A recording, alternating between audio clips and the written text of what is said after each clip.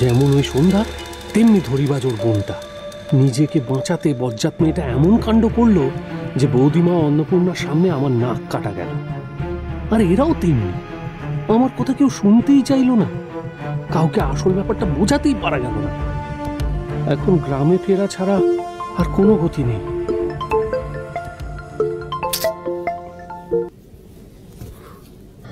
আরে কি ব্যাপার রে, তুই তো কোনো খবরই দিলি না। এই তারাই সন্ধ্যার বোন তারা কি না? প্রায় জেনে ফেলেছিলাম। দেখেছিস ছোট দাদা, মেজ দাদা কাজটা করে ফেলেছে। কিন্তু তার মানে সত্যি সেদিনকে অন্য কেউ তারা সেজে আমাকে ভুল বুঝেছিল। এই মেজদা, তুই ঠিক দেখেছিস তো? এই প্রমাণ পেয়েছিস? আরে তোর বাবা, বলছি না প্রায় জেনে ফেলেছিলাম। প্রমাণ জোগাড় করতে গিয়ে তো যত গন্ডগোল হলো। গন্ডগোল? হ্যাঁ গন্ডগোল। শোনো, আমি তো ওকে ধরেই ফেলেছিলাম, ওর হাতটা খপ করে ধরতেই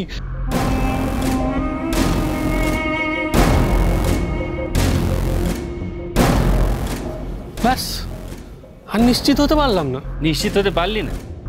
তার মানে টুইঙ্কল টুইঙ্কল লিটল স্টার আর নীলের গার্লফ্রেন্ড এক কিনা সেটা এখনো জানা গেল না, তাই তো? বুঝলি মেজদা, বোধহয় এক নয়। কারণ এক যদি হতো তাহলে ওই মেয়েটা কখনো বৌদিমার সামনে বলতো যে তুই বলেছিস ওই মেয়েটা নাকি নীলের গার্লফ্রেন্ড? হ্যাঁ, আগরে কেউ এই কথা বলে? না না না মেজদা, এ তারা সে তারা নয়, বুঝলি? না রে মন্টু, আমার মন বলছে এ তারাই সেই তারা।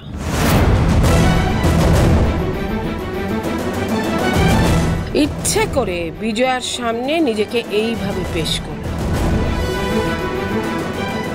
যাতে ভবিষ্যতে এই ধরনের কথা উঠলে ও প্রমাণ করতে পারে যে রিন্টু মিথ্যে কথা বলছে। আর বিজয়াদেরও এইভাবেই ভাবিয়ে দিল রে। বললাম না, মেয়েটা বড্ড ধুরন্ধর। পিসির কথায় কিন্তু দম আছে। যাকে যাকে, এখন আর এত কথা বলে তো কোনো লাভ নেই। আমি বাড়ি ফিরে আসছি, ওখানে গিয়ে বাকি কথা হবে। না না, খবরদার ফিরবি না, ওখানেই তোকে থাকতে হবে। আরে কি মুশকিল, কি করে থাকবো? বৌদিমা হুকুম জারি করেছে, আর এক মুহূর্ত এখানে থাকা চলবে না। ওরে যে করেই হোক তোকে ওই হাসপাতালেই থাকতে হবে। আমার মন বলছে আজকের মধ্যেই কিছু একটা প্রমাণ পাওয়া যাবে।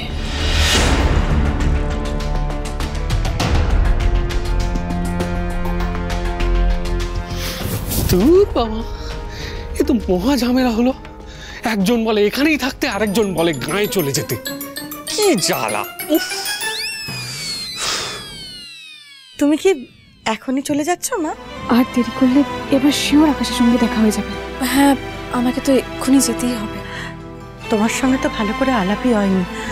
অবশ্য আলাপ করার সময় আজও নয়। আমি জানি না তোমরা আমাদের ওপর, আমার নীলের উপরে খুব রেগে আছো, সেটাই স্বাভাবিক। হ্যাঁ মানে বিশ্বাস করো, ও ইচ্ছে করে কিছুই করেনি, এটা শুধুমাত্র একটা অ্যাক্সিডেন্ট।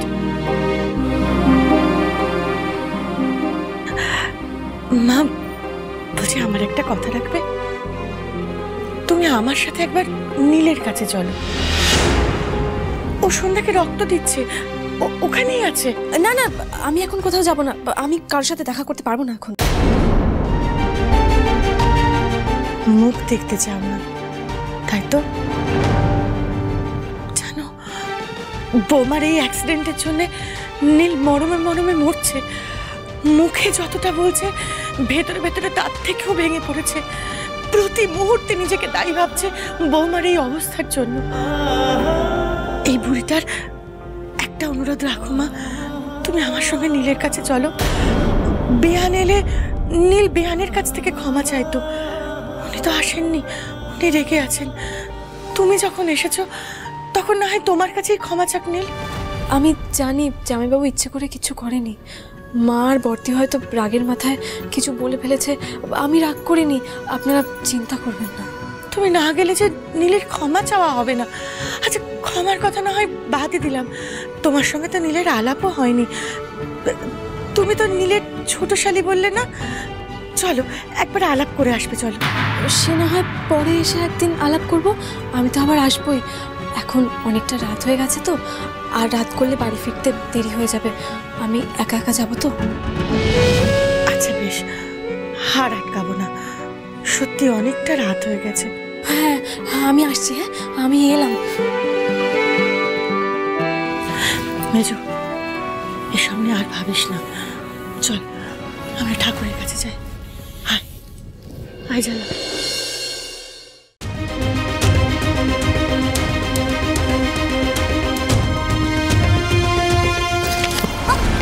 দেখে চলতে পারেন না? Sorry sorry sorry. তারা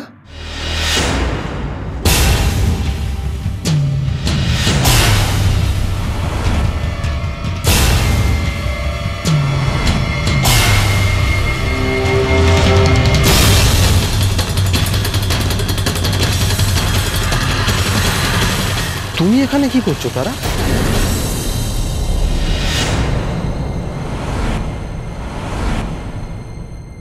হে ভগবান, এত করেও শেষ রক্ষা হলো না।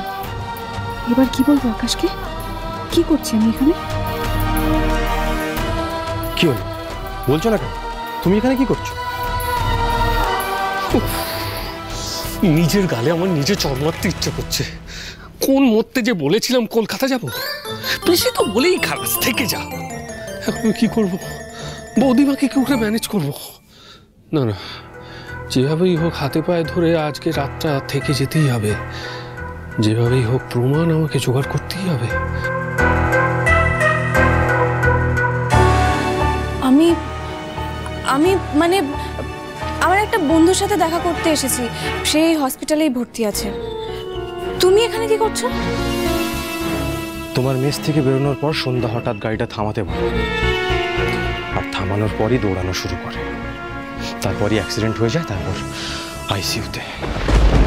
দৌড়লো কেন?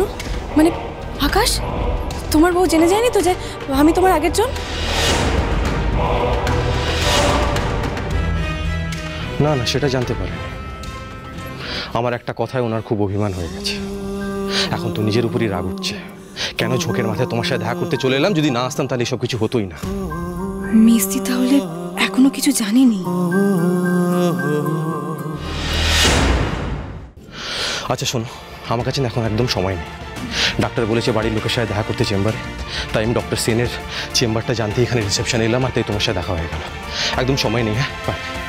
আচ্ছা শুনুন না, ডক্টর সেনের চেম্বারটা কোন দিকে বলতে পারবেন? Thank you. আকাশ এখন পুরোপুরি মিস্তিকে নিয়ে ব্যস্ত, ওর মন আর আমার দিকে নেই। আমি শিওর এবার আকাশ আস্তে আস্তে আমাকে সম্পূর্ণ ভুলে যাবে। মিস্তি একবার সুস্থ হয়ে উঠলেই আকাশের ভালোবাসা পাবে। আমি তো এটাই চেয়েছিলাম, কিন্তু আমাকে সারা জীবন আড়ালে থাকতে হবে। সত্যিটা জানলে মিস্তি কিভাবে রিয়াক্ট করবে আমি তো জানি না। হয়তো সবকিছু ছেড়ে চলে ছুটে চলে যাবে। না, কাউকে কিচ্ছু জানতে দেওয়া যাবে না, কোনোদিনও না।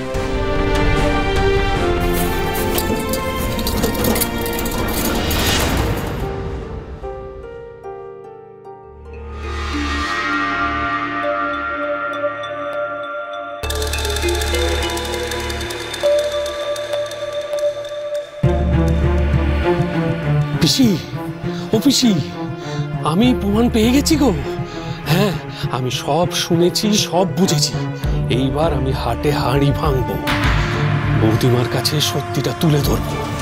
ওই মেয়ের জন্য বৌদিমা আমাকে মারতে গেছিল না, আর ওই মেয়েটা আমাকে বৌদিমার সামনে ফাঁসিয়েছিল না। এইবার সত্যিটা জানার পর দেখবো বৌদিমা কি করে, তখন কে কাকে মারতে যায়। আর জানাবো ওই কেউ ভূত সন্ধ্যাটাকে। ওই তো আসো, মেয়েটা জমের হাত থেকে ফিরে এসেছে ঠিকই, কিন্তু এই শখটা পেলে আর বাঁচবে না।